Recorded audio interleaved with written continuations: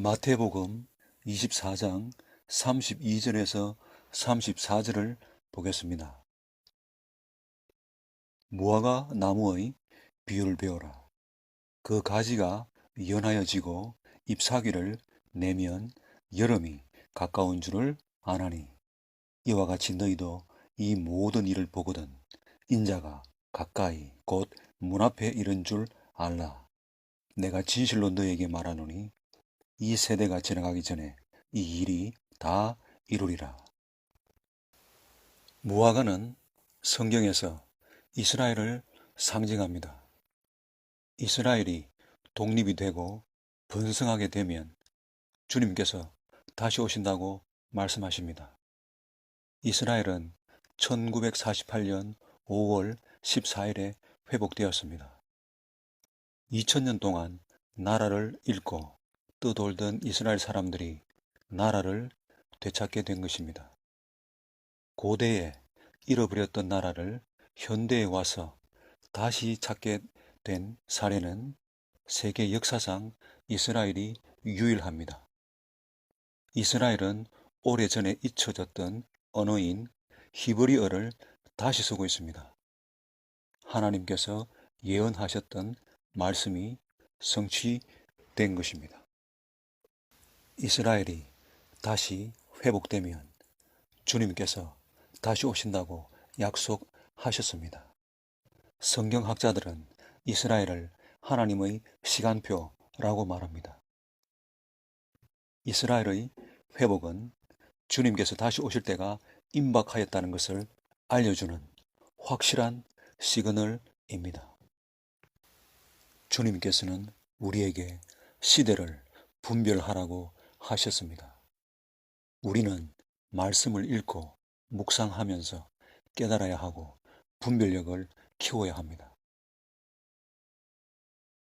예수님께서는 이스라엘이 회복되고 성장하면 다시 오신다고 하셨는데도 그리스도인이라고 하면서 그걸 깨닫지 못하고 있다면 너무나 부끄러운 일이 아닌가요?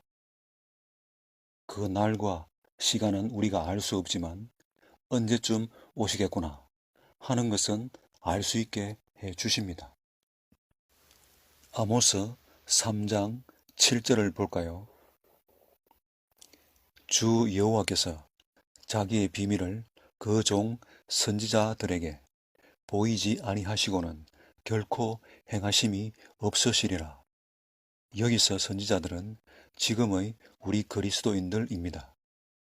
하나님께서는 하나님의 비밀을 행하시기 전에 반드시 우리 그리스도인들에게 미리 알려주신다고 약속하셨습니다. 하나님의 가장 큰 비밀이 뭡니까? 바로 주님께서 그리스도인들을 데려가시는 휴거, 즉 주님의 공중강림 아닙니까? 하나님께서는 그 놀라운 비밀을 시행하시기 전에 우리에게 이제 곧 그런 일이 있을 거라고 알려주십니다. 그러면 왜 알려주시는지 아세요? 우리 그리스도인들이 회개하고 깨어 근신하여 그리스도인답게 살도록 하기 위함이고, 한 사람이라도 더 구원받을 수 있도록 복음을 전하게 하기 위함입니다. 즉 준비를 잘 할 수 있도록 하기 위함입니다. 마태복음 24장 34절에 이 세대가 지나가기 전에 이 일이 다 이루리라고 주님께서 약속하셨습니다. 이 세대는 이스라엘이 다시 회복된 1948년 5월 14일 이후의 시대를 살아가는 사람들을 가리킵니다. 이러한 세대가 다 죽기 전에 주님께서 약속하신 말씀을 성취하신다는 뜻입니다. 이스라엘이 독립된 지 74년이 지났습니다. 이 세대가 지나가기 전에 이 일을 다 이룬다고 하셨는데 벌써 74년이 흘렀습니다. 이 말씀이 두렵지 않습니까? 주님께서는 언제든지 오실 수 있습니다. 지금 당장이라도 말입니다. 데살로니가 전서 5장 2절에서 3절 말씀을 볼까요? 주의 날이 밤에 도적같이 이럴 줄을 너희 자신이 자세히 알미라. 저희가 평안하다, 안전하다 할 그때에 잉태된 여자에게 해산 고통이 이름과 같이 멸망이 호련히 저희에게 이르리니 결단코 피하지 못하리라.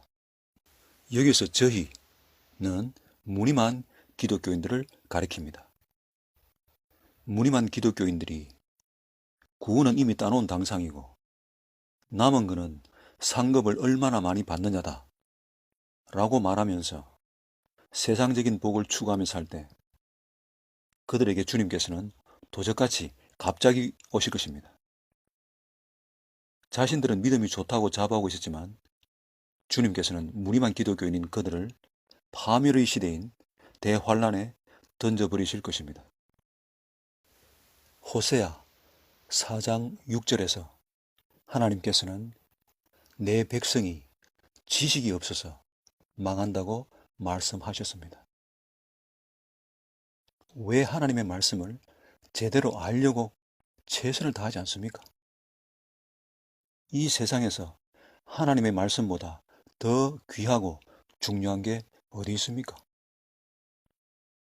성경 말씀을 읽어도 깨닫지 못하는 자는 세상적인 욕심으로 가려진 눈으로 보기 때문입니다.